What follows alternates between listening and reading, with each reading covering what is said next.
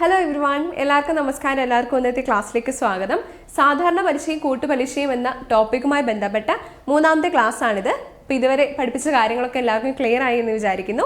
ഇന്ന് നമ്മൾ ഡിസ്കസ് ചെയ്യാൻ പോകുന്നത് PSCയിൽ മുൻ വർഷങ്ങളിൽ ഈ ടോപ്പിക്കുമായി ബന്ധപ്പെട്ട കുറച്ച് ചോദ്യങ്ങൾ ചോദിച്ചിട്ടുണ്ട്. ആ ചോദ്യങ്ങളും അവയുടെ ഉത്തരങ്ങളുമാണ് ഇന്ന് നമ്മൾ ഡിസ്കസ് ചെയ്യാൻ പോകുന്നത്. സോ നമുക്ക് ആദ്യത്തെ ചോദ്യത്തിലേക്ക് പോവാം. ഒന്നാമത്തെ ചോദ്യം നോക്കാം. 10,000 രൂപ 20% പലിശ നിരക്കിൽ 3 വർഷത്തേക്ക് കൂട്ടുപലിശ ക്രമത്തിൽ ഒരു ബാങ്കിൽ നിക്ഷേപിച്ചാൽ 3 വർഷം കഴിഞ്ഞ് ലഭിക്കുന്ന തുക എന്ത്? ഓപ്ഷൻസ് തന്നിട്ടുണ്ട്. Option A 17,200, option B 16,000, option C 16,800, option D 17,280. വളരെ എളുപ്പമുള്ളൊരു ചോദ്യമാണ് അല്ലേ? ഇവിടെ 10,000 രൂപ 20% പലിശ നിരക്കിൽ 3 വർഷത്തേക്ക് കൂട്ടുപലിശ ക്രമത്തിൽ ഒരു ബാങ്കിൽ നിക്ഷേപിച്ചാൽ 3 വർഷം കഴിഞ്ഞ് ലഭിക്കുന്ന തുകയാണ് ചോദിച്ചിട്ടുള്ളത്. ഇവിടെ നമുക്ക് തുക കണ്ടുപിടിക്കാനുള്ള ഒരു എളുപ്പ വഴി നമ്മൾ മുൻ ക്ലാസ്സുകളിൽ പഠിച്ചിരുന്നു.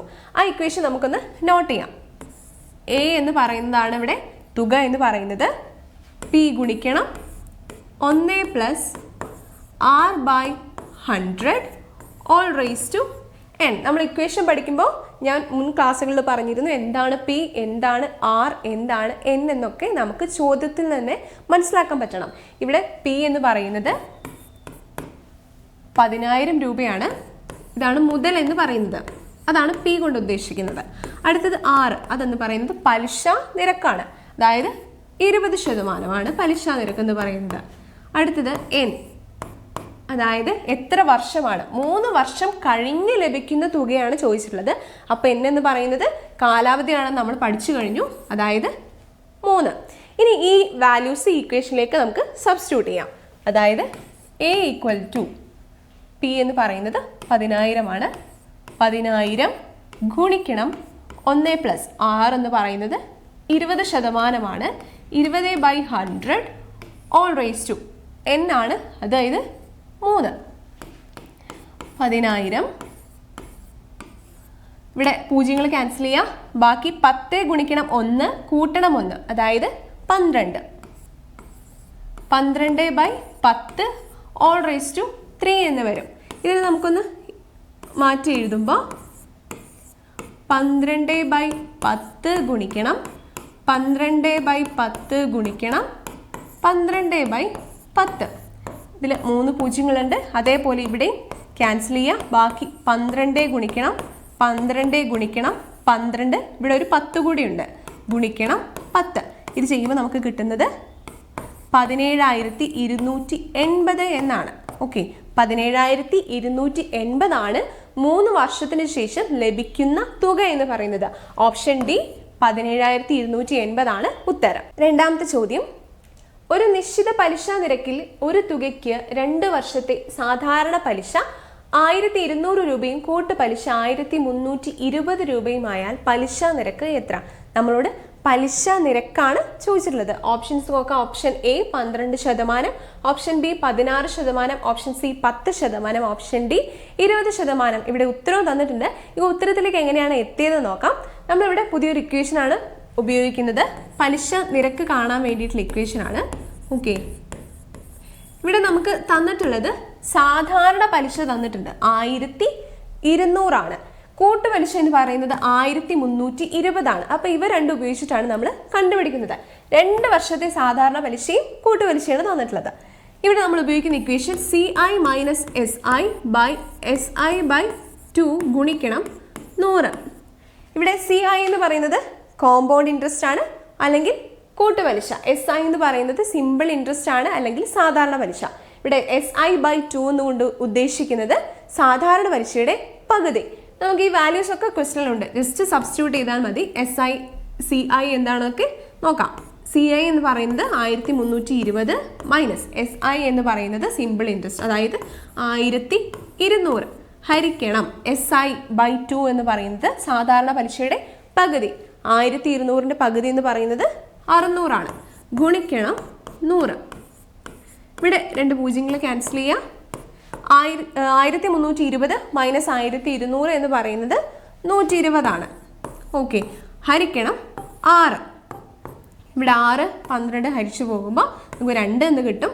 അതായത് 20% പലിശ നിരക്ക് എന്ന് പറയുന്നത്. സാധാരണ പലിശയും കൂട്ടുപലിശയും ഉപയോഗിച്ച് നമുക്ക് എങ്ങനെയാണ് പലിശ നിരക്ക് എന്ന് കണ്ടുപിടിക്കാം. ഈ ഒരു മെത്തേഡ് ഉപയോഗിച്ചിട്ടാണ് നമ്മൾ കണ്ടുപിടിക്കുന്നത്. ഓപ്ഷൻ ഡി 20% ഉത്തരം.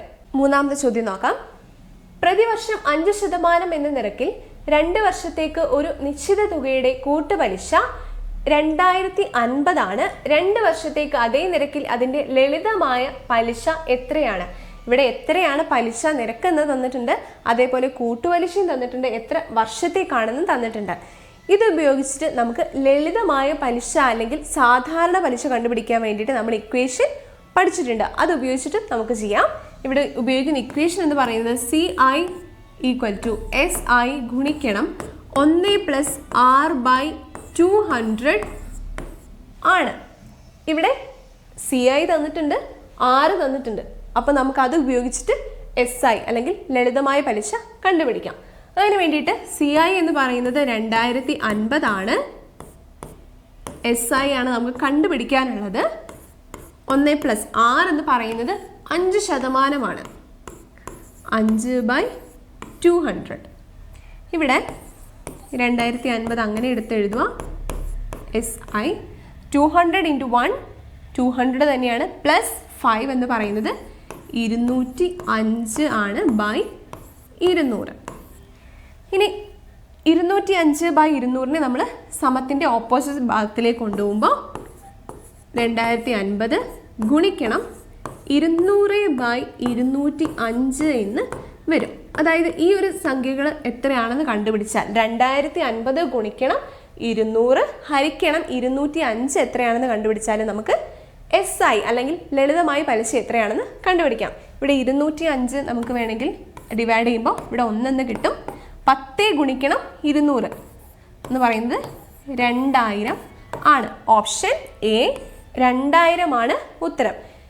പ്രതിവർഷം 5% എന്ന നിരക്കിൽ 2 വർഷത്തേക്ക് ഒരു നിശ്ചിത തുകയുടെ കൂട്ടുപലിശ 2050 2 വർഷത്തേക്ക് അതേ നിരക്കിൽ അതിൻ്റെ ലളിതമായ പലിശ എന്ന് പറയുന്നത് 2000 രൂപ ആയിരിക്കും. ഓപ്ഷൻ എ ആണ് ഉത്തരം. അടുത്ത ചോദ്യത്തിലേക്ക് പോകുന്നതിന് മുൻപ് നിങ്ങൾ എല്ലാവരും PC rank book mobile application install ചെയ്തു എന്ന് വിചാരിക്കുന്നു. ഗൂഗിൾ പ്ലേ സ്റ്റോറിൽ അവൈലബിൾ ആണ്. അപ്പോൾ എല്ലാവരും പോയി ഇൻസ്റ്റാൾ ചെയ്തിട്ട് യൂസ് ചെയ്ത് നോക്കുക. LP UP പരീക്ഷകൾക്ക് വേണ്ടി തയ്യാറെടുക്കുന്ന ഉദ്യോഗാർത്ഥികൾക്ക് ഗ്രാബ് LP UP എന്ന 140 ഡേയ്സിൻ്റെ ചലഞ്ച് ഇപ്പോൾ ഓൺഗോയിങ് ആണ്. ഓരോ ദിവസവും നിങ്ങൾ പഠിക്കേണ്ട ടോപ്പിക്കുകൾ ഏതാണെന്ന് തരും. അതനുസരിച്ച് കൃത്യമായി പഠിച്ചു പോയതിനു ശേഷം നിങ്ങൾക്ക് മോക്ക് ടെസ്റ്റ് അറ്റൻഡ് ചെയ്യാൻ സാധിക്കും. നമ്മുടെ ആപ്ലിക്കേഷന് ചെറിയൊരു പ്രീമിയം ചാർജ് വരുന്നുണ്ട്. 890 രൂപയാണ് വരുന്നത്. 5% ഡിസ്കൗണ്ടോടുകൂടി നിങ്ങൾക്ക് പഠിക്കാനായിട്ട് ഐറിൻ ഡിസ്കൗണ്ട് 5 എന്ന ഡിസ്കൗണ്ട് കോഡ് 8921331609 എന്ന നമ്പറിലേക്ക് വാട്സപ്പ് ചെയ്താൽ മതിയാകും. നാലാമത്തെ ചോദ്യം നോക്കാം. ഒരു സ്മാരക ട്രസ്റ്റ് നൽകിയ 10 ലക്ഷം രൂപയുടെ പലിശയിൽ നിന്നുമാണ് വിദ്യാലയത്തിലെ വാർഷിക പരീക്ഷയിൽ ആദ്യ 3 സ്ഥാനത്ത് എത്തുന്ന കുട്ടികൾക്ക് സ്കോളർഷിപ്പ് നൽകുന്നത്. ഈ തുക വർഷം 12% പലിശ നേടുന്നുണ്ട്. രണ്ടാമത്തെയും മൂന്നാമത്തെയും സ്ഥാനത്തിന് യഥാക്രമം 40,000-ഉം 25,000-ഉം സ്കോളർഷിപ്പ് നൽകുന്നു. എങ്കിൽ ഒന്നാം സ്ഥാനത്തുള്ള വിദ്യാർത്ഥിക്ക് ലഭിക്കുന്ന സ്കോളർഷിപ്പ് എത്രയെന്ന് കണ്ടെത്തുക. ഓപ്ഷൻസ് തന്നിട്ടുണ്ട്. Option A 55,000, option B 60,000, option C 50,000, option D 65,000. ഇതിൽ ഓപ്ഷൻ എ ആണ് ഉത്തരം. ഈ ഉത്തരത്തിലേക്ക് എങ്ങനെയാണ് എത്തിയതെന്ന് നോക്കാം. കുറച്ച് വലിയ ചോദ്യമാണ്, പക്ഷേ ചെയ്യാൻ വളരെ എളുപ്പമാണ്. ഇവിടെ 10 ലക്ഷം രൂപയുടെ 12%, അതായത് ആ പലിശ ഉപയോഗിച്ചിട്ടാണ് കുട്ടികൾക്ക് സ്കോളർഷിപ്പ് തുകയായിട്ട് നൽകുന്നത്. രണ്ടാം സ്ഥാനം ലഭിക്കുന്ന കുട്ടിക്ക് 40,000 രൂപയും മൂന്നാം സ്ഥാനം ലഭിക്കുന്ന കുട്ടിക്ക് 25,000 രൂപയാണ് സ്കോളർഷിപ്പ് തുക കൊടുക്കുന്നത്. ഇനി നമ്മൾ കണ്ടുപിടിക്കേണ്ടത് ഒന്നാം സ്ഥാനം ലഭിക്കുന്ന കുട്ടിക്ക് എത്രയാണ് സ്കോളർഷിപ്പ് തുകയായിട്ട് കിട്ടുന്നതെന്നാണ്. ഇതിനു വേണ്ടിയിട്ട് നമ്മൾ ആദ്യം കണ്ടുപിടിക്കേണ്ടത് 10 ലക്ഷത്തിൻ്റെ 12% എത്രയാണെന്നാണ്. അത് നമ്മൾ തൊട്ട് മുൻപുള്ള ക്ലാസ്സുകളിൽ കൃത്യമായിട്ട് പഠിച്ചതാണ്. 12% കണ്ടുപിടിക്കാൻ വേണ്ടിയിട്ട് 12/100 ഈ 2 പൂജ്യങ്ങൾ ക്യാൻസൽ ചെയ്യുക. 10 ലക്ഷത്തിൻ്റെ 12% എന്ന് പറയുന്നത് 1,20,000 രൂപയാണ് ആകെയുള്ള തുക എന്ന് പറയുന്നത്. ഇതിൽ നിന്നാണ് രണ്ടാം സ്ഥാനത്തുള്ള കുട്ടിക്ക് 40,000 രൂപയും മൂന്നാം സ്ഥാനത്തുള്ള കുട്ടിക്ക് 25,000 രൂപയും കിട്ടുന്നത്. അങ്ങനെയെങ്കിൽ ഒന്നാം സ്ഥാനം ലഭിക്കുന്ന കുട്ടിക്ക് എത്രയാണെന്ന് കണ്ടുപിടിക്കാം.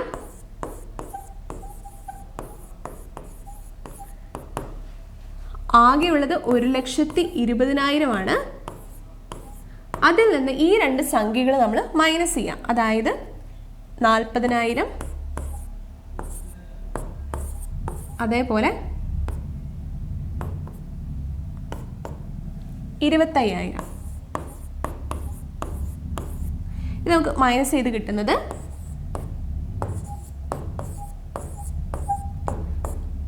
55,000 എന്നാണ്. ആകെയുള്ള 1,20,000-ൽ നിന്ന് രണ്ടാം സ്ഥാനം ലഭിക്കുന്ന കുട്ടിക്ക് കിട്ടുന്ന തുകയും മൂന്നാം സ്ഥാനം ലഭിക്കുന്ന കുട്ടിക്ക് കിട്ടുന്ന തുകയും നമ്മൾ കുറച്ച് എഴുതുമ്പോൾ നമുക്ക് ഒന്നാം സ്ഥാനം കിട്ടുന്ന കുട്ടിക്ക് ലഭിക്കുന്ന സ്കോളർഷിപ്പ് എത്രയാണെന്ന് കണ്ടുപിടിക്കാം. അതെന്ന് പറയുന്നത് 55,000 രൂപയാണ്. അതായത് ഓപ്ഷൻ എ 55,000 ആണ് ഉത്തരം. അഞ്ചാമത്തെ ചോദ്യം, 2 വർഷത്തേക്ക് ഒരു നിശ്ചിത തുകയുടെ 4% കൂട്ടുപലിശ 2,448 ആണെങ്കിൽ അതേ കാലയളവിലെ അതേ നിരക്കിലുള്ള അതേ തുകയുടെ ലളിതമായ പലിശ എത്രയാണ്? ഓപ്ഷൻസ് നോക്കാം. Option A 2,500, option B 2,400, option C 2,436, option D 2,420. ഇവിടെ ഓപ്ഷൻ ബി ആണ് ഉത്തരമെന്ന് തന്നിട്ടുണ്ട്. നമ്മൾ തൊട്ട് മുൻപേ ചെയ്ത ഒരു ചോദ്യവുമായി ബന്ധപ്പെട്ടത് തന്നെയാണ്. അതേ രീതിയിലാണ് നമ്മളിതും ചെയ്യുന്നത്. ഇവിടെ ഉപയോഗിക്കുന്ന ഇക്വേഷൻ എന്ന് പറയുന്നത് CI = SI ഗുണിക്കണം 1 + R/200 ആണ്. ഇവിടെ ലളിതമായ പലിശ അല്ലെങ്കിൽ സാധാരണ പലിശയാണ് കണ്ടുപിടിക്കേണ്ടത്. SI എന്ന് പറയുന്നതാണ് ഇവിടെ സാധാരണ പലിശ. CI എന്ന് പറയുന്നത് ഇവിടെ 2,448 എന്ന് തന്നിട്ടുണ്ട്. അപ്പോൾ നമുക്ക് ഇതൊക്കെ ഉപയോഗിച്ചിട്ട്, അതേപോലെ പലിശ എന്ന് പറയുന്നത് 4% അപ്പോൾ ഇതൊക്കെ ഉപയോഗിച്ചിട്ടാണ് നമ്മൾ ചെയ്യാൻ പോകുന്നത്. SI 1 + 4/200 എന്ന് വരും. ഇതെന്ന് പറയുന്നത് SI 200 × 1 എന്ന് പറയുന്നത് 200 തന്നെയാണ്, +4 204/200. ഇനി ഈ സംഖ്യ നമ്മൾ സമത്തിൻ്റെ ഈ ഭാഗത്തിലേക്ക് കൊണ്ടുവരുമ്പോൾ, ഓപ്പോസിറ്റ് ഭാഗത്തിലേക്ക് കൊണ്ടുവരുമ്പോൾ 2,448 ഗുണിക്കണം 200/204. ഈ ഒരു സംഖ്യ കണ്ടുപിടിച്ചാൽ നമുക്ക് സിമ്പിൾ ഇൻട്രസ്റ്റ് അല്ലെങ്കിൽ ലളിതമായ പലിശ എത്രയാണെന്ന് കണ്ടുപിടിക്കാം. അതായത് 2,448 ഗുണിക്കണം 200/204 എത്രയാണെന്ന് കണ്ടുപിടിച്ചാൽ മതി. ഇത് ചെയ്യുമ്പോൾ നമുക്ക് കിട്ടുന്നത് സാധാരണ പലിശ എന്ന് പറയുന്നത് ഈ സംഖ്യകൾ ഗുണിച്ച് ചെയ്യുമ്പോൾ നമുക്ക് 2,400 എന്ന് ഉത്തരം കിട്ടും. അതായത് ഓപ്ഷൻ ബി 2,400 ആണ് ഇവിടെ ലളിതമായ പലിശ എന്ന് പറയുന്നത്. സാധാരണ പലിശയും കൂട്ടുപലിശയും എന്ന ടോപ്പിക്കുമായി ബന്ധപ്പെട്ട് നിങ്ങൾ വായിച്ചിരിക്കേണ്ട കുറച്ച് SCERT പാഠഭാഗങ്ങളാണ് അടുത്തത്. ആദ്യത്തേത് 7ാം ക്ലാസ്സിലെ പണമിടപാടുകൾ, രണ്ടാമത്തേത് 8ാം ക്ലാസ്സിലെ പണവിനിമയം. അപ്പോൾ ഈ പാഠഭാഗങ്ങളുള്ള ചോദ്യങ്ങളൊക്കെ വർക്കൗട്ട് ചെയ്താൽ നിങ്ങൾക്ക് നല്ല ഒരു റിസൾട്ട് ഉണ്ടാകും. അപ്പോൾ ഇന്ന് നമ്മൾ ഡിസ്കസ് ചെയ്ത ചോദ്യങ്ങളും ടോപ്പിക്കുകളും സമവാക്യങ്ങളും എല്ലാവർക്കും മനസ്സിലായെന്ന് വിചാരിക്കുന്നു. നമുക്ക് അടുത്ത ടോപ്പിക്കുമായിട്ട് അടുത്ത ക്ലാസ്സിൽ കാണാം. എല്ലാവർക്കും എല്ലാവിധ ആശംസകളും നേരുന്നു. Thank you.